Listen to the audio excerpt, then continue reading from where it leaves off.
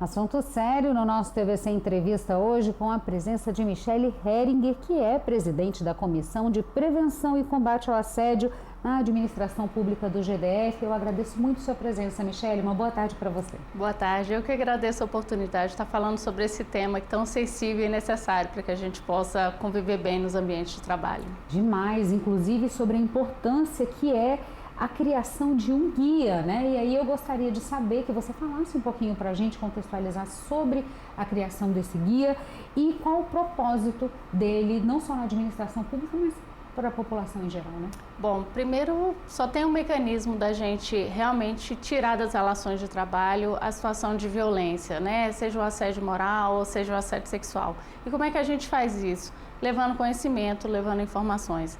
Então, por meio desse guia, né, que a gente tinha, passou uma atualização da cartilha, que agora a gente está chamando de guia, que vai ter um lançamento no dia 15 de novembro, né, no dia da corrida dos servidores, para que a gente possa ter esse material, para que as pessoas consigam ali obter informações para reconhecer situações de assédio, seja moral, seja sexual, também entender o que é um ato de gestão, de que forma a liderança, se estiver, né, pautada no respeito, com uma colaboração ali da instituição para comunicar aquilo da melhor forma, também seja efetiva essa cobrança dentro desse ambiente de trabalho. Então, essas confusões do que é conflito, né, que são inerentes a essas relações interpessoais.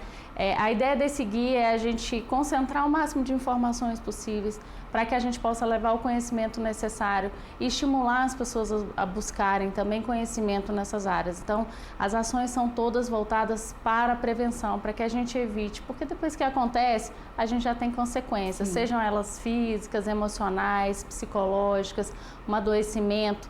Então, quando a gente tem no ambiente de trabalho uma fonte de frustração e de adoecimento, infelizmente a gente tem uma conta alta a se pagar por isso. Então, a nossa preocupação é que anteceda, a gente precisa evitar com que a liderança pratique atos de assédio, colegas entre si, né, sem hierarquia também, que pode acontecer, para que saiba até que ponto eles possam ir, o que pode falar, o que não deve, o que pode ser evitado, para que a gente crie esse ambiente que seja saudável, que seja inclusivo, que seja seguro, que afinal de contas é o que a gente precisa para trabalhar bem. Com certeza, Michele. Inclusive esse é um dos pontos que eu ia tocar agora, porque de forma prática esse guia esclarece então o que são essas ações, né? Porque muitas vezes a pessoa está num contexto que ela não tem noção de que ela está sendo assediada moralmente falando, né? A sexual de repente é até mais fácil identificar. E de forma prática esse guia esclarece como isso, assim, ele de fato dá exemplos de ações, ele vai ser impresso, digital, como que é o formato dele? Tá, muito boas suas perguntas, até para a gente poder esclarecer. A gente traz o conceito, a gente diz o que é, mas a gente também traz exemplos práticos e a gente também está trazendo para dentro desse guia um projeto que chama Vozes Anônimas. Então vão ter relatos de situações que de fato aconteceram, né, gravado com outras vozes para a gente prever, né, e proteger com anonimato. Mas a gente vai ter na versão impressa, a gente vai ter a versão digital e é possível ver esses relatos por meio do acesso à plataforma que vai estar disponível. Então, a ideia é que ele seja bem interativo, que tenha uma linguagem simples, porque a gente precisa falar com toda a força de trabalho, né? Partindo do princípio que tem que ser uma linguagem acessível, que as pessoas possam compreender. Então, hoje alguém pode estar passando por uma situação de assédio e, com material em mãos, conseguir identificar que aquilo que ela está passando é sistemático, está se repetindo, que não cessa, que é uma conduta que constrange, que humilha, mas ao mesmo tempo ela pode estar com a percepção equivocada de que ela está passando por uma situação de assédio quando a liderança, quando o chefe está só comunicando e trazendo uma cobrança de trabalho. Todos nós, quando trabalhamos, a gente precisa cumprir metas, resultados e aquilo é exigido da gente. Então a ideia é que a gente trouxesse um material que fosse acessível e tivesse o alcance necessário para que a gente pudesse falar com os servidores. A gente, no âmbito do governo do Distrito Federal, a gente tem mais de 100 mil servidores ativos. Então, esse material ele precisa chegar aos diversos servidores que estão aí pulverizados nas secretarias, administrações regionais, autarquias. Então, quando o governo do Distrito Federal traz essa política por meio do decreto que instituiu, e é importante lembrar que o Distrito Federal foi o primeiro ente da federação a trazer uma política de combate e prevenção, enfrentamento ao assédio, isso enquanto serviço público, né, eu acho que até para a população entender, é fazer com que esses servidores também trabalhem bem, porque a gente só pode entregar bem se a gente realmente estiver num espaço em que a gente esteja protegido. Perfeito. Inclusive, com isso, a gente percebe até que o serviço público do DF acaba se tornando referência com essas ações, originando as pioneiras, né, digamos assim. E uma dúvida que eu tenho, Michele, é sobre a circulação desse material. Ele fica no âmbito do governo do Distrito Federal ou ele acessa também o ambiente federal? Então, cada ente da federação tem seu material consultivo, mas é óbvio que se a gente se socorre desse material, assim como o Guia Lilás, a própria CGU, hoje o nosso guia vai ser essa referência para o âmbito do GDF. Mas se evidentemente alguém, né, em uma outra esfera ou até na própria iniciativa privada fizer o uso desse material, né, se socorrer ali para tirar as informações necessárias, dada ali as proporções de estar na iniciativa privada ou num órgão público, a gente consegue perceber, né, por meio das informações que estão sendo trazidas, se trata de uma situação de assédio ou de um conflito que precisa ser resolvido. Porque é importante a gente falar, conflito ele não é assédio, mas ele também adoece. Claro. E ele faz parte das nossas relações, né? É difícil a gente viver num ambiente em que essas relações interpessoais não tragam ali algum tipo de desconforto nessa convivência, mas lidar com ele, né, de uma forma adulta, de uma forma responsável e respeitosa, que vai fazer a diferença. Então esse material ele pode ser acessado tanto para os servidores do GDF quanto para quem está na esfera federal ou até mesmo na iniciativa privada, né, se socorrer desse material para consultar. Eu costumo dizer que a gente só se protege daquilo que a gente conhece. Por isso que a gente precisa ir atrás desse assunto, se capacitar, levar isso para dentro dos órgãos, para dentro das empresas. Por quê? Porque você está protegendo a força de trabalho, você está ali também conseguindo e tendo recursos para identificar isso no seu dia a dia e, obviamente, se afastar de qualquer tipo de prática de violência ou também praticar, porque às vezes a gente pratica sem se dar conta, o que é uma preocupação que a gente fala sobre o assédio não intencional. Eu não tenho a intenção, mas eu causo desconforto. Michele, eu acho até importante reforçar isso que você disse, que é tão necessário. Nas relações de trabalho, óbvio, nem tudo vai ser assédio. O importante da diferenciação do conhecimento, que há responsabilidades que, de fato, a gente precisa cumprir e não tem a ver com isso. E aí eu já linko isso à quantidade de denúncias. A gente observa que tem havido um aumento, né, nas denúncias, e isso as pessoas acabam se sentindo mais encorajadas, talvez até por ações como essa de proteção, né? Por saber que de repente pode denunciar, não que não houvesse esses casos antes, havia, mas hoje, de repente, mais amparado, a pessoa se sente mais confortável, né?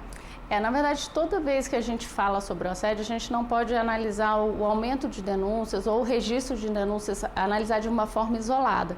Existem todos outros dados que podem trazer um diagnóstico de como está aquela instituição, seja ela pública ou seja ela privada.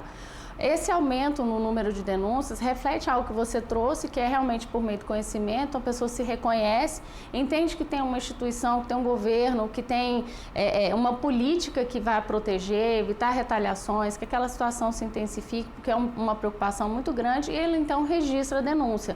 Também revela situações ainda que as pessoas não têm o conhecimento necessário, né, para entender a nocividade do que a gente chama de denuncismo, que são aqueles falsos relatos que são registrados para prejudicar alguém, né, e por meio de denúncias anônimas, infelizmente, algumas pessoas ainda estão nesse ambiente, querer prejudicar um colega, faz uma denúncia, que você não tem comprovação, que de fato aquilo não aconteceu. Então, a gente desestimula esse tipo de prática, porque isso acaba trazendo um problema para quem está enfrentando um processo de investigação, né? São vidas que estão envolvidas, a gente precisa entender que a gente está se protegendo, a gente está cuidando de pessoas, cuidando de vida, cuidando de famílias, porque quando a gente tem um adoecimento emocional, um adoecimento mental, o adoecimento físico, isso não se limita àquele espaço do trabalho, a gente leva isso para casa e a nossa família, as pessoas que estão próximas também vão vivenciando isso.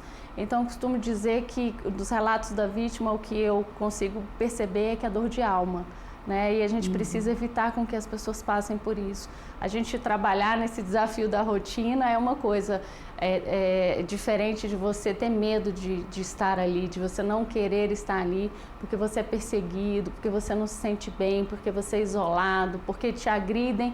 E são agressões muitas vezes sutis, né? Microagressões, interrupção de fala, apropriação de ideias, e aí você demora a reconhecer. Então esse material, todas essas capacitações, as formações, os cursos, né? É um processo de construção para que a gente mude essa cultura organizacional. Michele, a gente está encerrando já. Eu queria só pedir para finalizar que você falasse até como mensagem, de repente, para quem nos assiste, quais garantias que, de repente, um servidor que está numa situação assim vai ter, né? Como ele será amparado nesse processo? Quais garantias ele tem de ser, de fato, preservado, né, na situação em que ele está? Ótimo. Então, quando o GDF ele traz essa política por meio do decreto 46.174 de 2024, ele instituiu a Comissão de Prevenção e Combate ao Assédio, que não faz a apuração, mas faz o monitoramento. Então, todas as denúncias podem ser registradas e devem ser registradas por meio do canal da ouvidoria, participa DF, central telefônica 162, ou de forma presencial em qualquer ouvidoria. O que isso garante? Garante sigilo, garante confidencialidade, garante um acompanhamento e um monitoramento por parte da comissão, de modo em que a gente consiga ali entender o que o gestor está fazendo, quais são as ações, e todas as áreas de corregedoria, de correição, estão ali treinadas e capacitadas para que, de fato, né, dentro do processo de investigação, consigam levantar as informações suficientes para que se identifique ou não a situação de assédio. Qual que é a preocupação muitas vezes que se tem de uma perseguição, de uma retaliação? Caso isso ocorra, o que tem que fazer?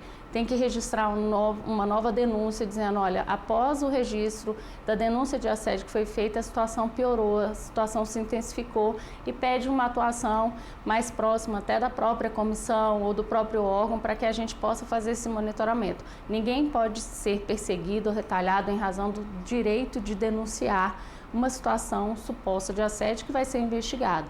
Então, romper o medo, romper esse silêncio, porque o silêncio ele reforça o poder do agressor. O nosso silêncio hoje vai fazer com que outras pessoas possam passar por isso amanhã.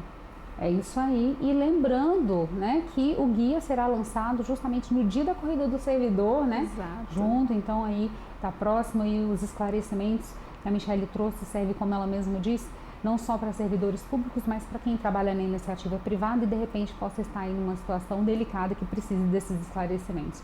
Michele, muito obrigada pela sua presença aqui, tão esclarecedora e tão rica, viu? As portas da TV Cultura vão estar sempre abertas. Muito obrigada, excelente trabalho para todos. Obrigada.